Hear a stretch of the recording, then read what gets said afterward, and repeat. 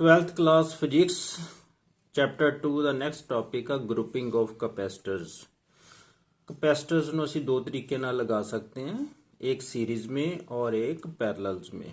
जैसे ये सीरीज में लगाया हुआ है, जब सीरीज में लगाते हैं तो कैपेसिटेंस कम हो जाती है, तो जब पैरेलल में लगाते हैं तो कैपेसिटेंस बढ़ जाती है। यही लिखा हुआ net capacitance decreases when connected in series, while in connected with parallel their net capacitance increases। लो पहले सीरीज की बात करें, कैपेसिटर्स इन सीरीज। लो ये तीन कैपेसिटर ले लिए, ज्यादा भी ले सकते हैं। C1, C2 और C3 है। Let three capacitors C1, C2 and C3 are connected in series as shown in figure। ऐसे फिगर बना लेनी है आपने। लो पहला कैपेसिटर की कैपेसिटेंस C1 है, इसकी C2 है, इसकी C3 है।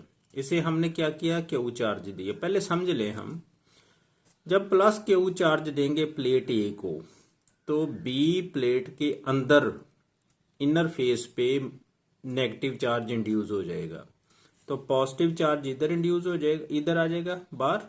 ये पॉजिटिव चार्ज सी प्लेट पे चल जाना। अब सी पर आ गया पॉजिटिव चार्ज, इसने इंड्यूस कर देना इसके अंदर की तरफ, डी प्लेट की अंदर की तरफ नेगेटिव चार्ज, तो बाहर की तरफ कौन सा होगा, पॉजिटिव चार्ज। तो ये पॉजिटिव चार्ज जो प्लेट ई पर है ना, C3 की प्लेट है, वहां पर चल जाना ये पॉजिटिव चार्ज। तो इसने नेगेटिव चार्ज इंड्यूस कर देना है जहां एफ प्लेट एफ पर C3 कैपेसिटर की, तो दूसरी तरफ कौन सा चार्ज आ जाना, पॉजिटिव चार्ज, वो ऐसे नीचे फ्लो कर जाएगा। तो ऐसे सर्किट बन जाता है।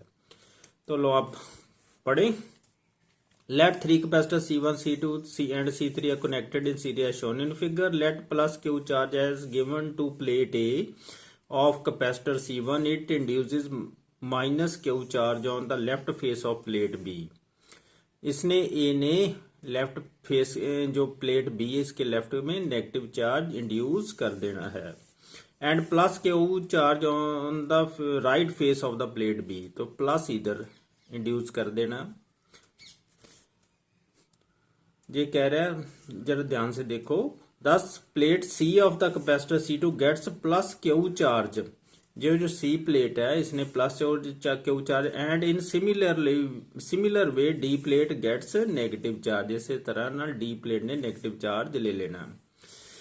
सिमिलरली ए इंड्यूस होगा नेगेटिव चार्ज जहां।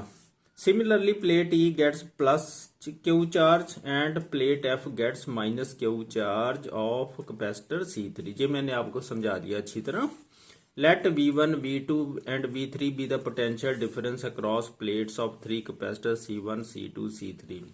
पोटेंशियल डिफरेंस जो पहला कैपेसिटर की प्लेट्स के बीच में V1, C2 कैपेसिटर की प्लेट्स के बीच में V2, C3 की कैपेसिटर की प्लेट्स के बीच में V3 है। तो टोटल पोटेंशियल डिफरेंस जो है हमें V है नेट। V is equal to total potential difference across series combination. जो ये सीरीज कॉम्बिनेशन बन गया तो इसका टोटल पोटेंशियल डिफरेंस V। तो V इज इक्वल टू, क्योंकि पोटेंशियल डिफरेंस होता है ना वो सीरीज में डिवाइड होता है, तो टोटल आएगा V1 plus V2 plus V3। तो अब V1 ये हमने पढ़ा हुआ है formula, V1 is equal to Q बटा सी, चार्ज बटा कैपेसिटेंस। V2 ये पहले की बात क्यू बटा C1, इसकी कैपेसिटेंस इसका होना क्यू बटा C2। V2 V3 आ जाएगा क्यू बटा C3, क्यू बटा C3।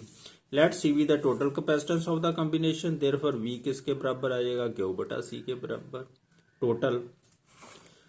तो ये वैल्यूज है जो वो जहां एक में पुट कर दो, तो ये इतने लिख लेते हैं फ्रॉम 1, साथ में लिख लेते हैं, इसको एक नंबर डाल लो।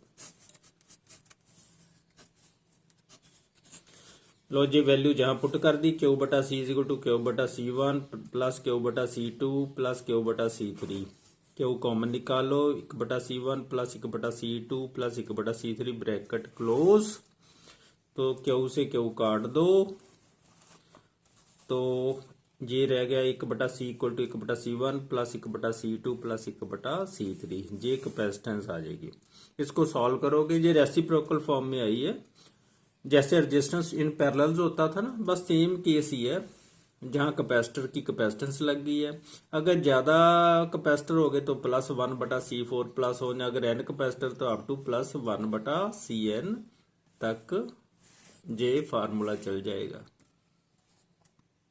लो अब कैपेसिटर्स इन पैरेलल है, ऐसे पैरेलल में लग जाते हैं capacitor. C1 C2 C3 capacitance है, Q1 Q2 Q3 इन पर चार्ज है।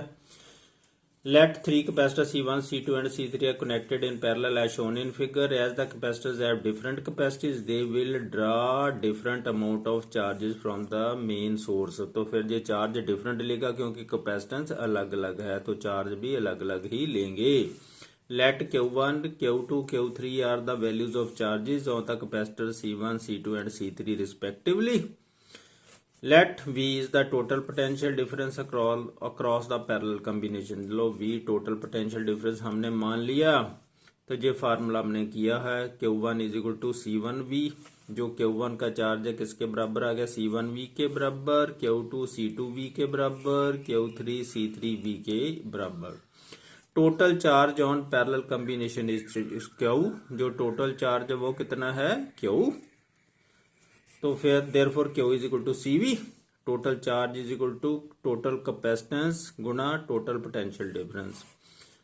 हुन ये वैल्यू आल्सो जो चार्ज है टोटल Q है, तो जहां डिवाइड हो गया ना इसको ऐड कर देते हैं Q1 + Q2 + Q3। Q = Q1 + Q2 + Q3, ये वैल्यू पुट कर दो इधर ऊपर से। Q CV के बराबर है, जे C1V है, जे C2V plus C3V, V common निकाल लो, अंदर ब्रैकेट में रह गया C1 + C2 + C3, bracket close, V से V काट दो, तो टोटल कैपेसिटेंस बन गई C = C1 + C2 + C3। तो सीरीज में हम कैपेसिटेंस सीधी पैरेलल में हम कैपेसिटेंस सीधी ऐड कर देते हैं। अगर n का ज्यादा कैपेसिटर लगे हुए n तक लगे हुए हैं तो हम क्या करेंगे, उन सभी की कैपेसिटेंस ऐड कर देंगे, तो हमारे पास टोटल कैपेसिटेंस ऑफ कैपेसिटर आ जाएगी। जैसे रेजिस्टेंस इन सीरीज में किया था हमने ना, बस सेम मेथड ही है।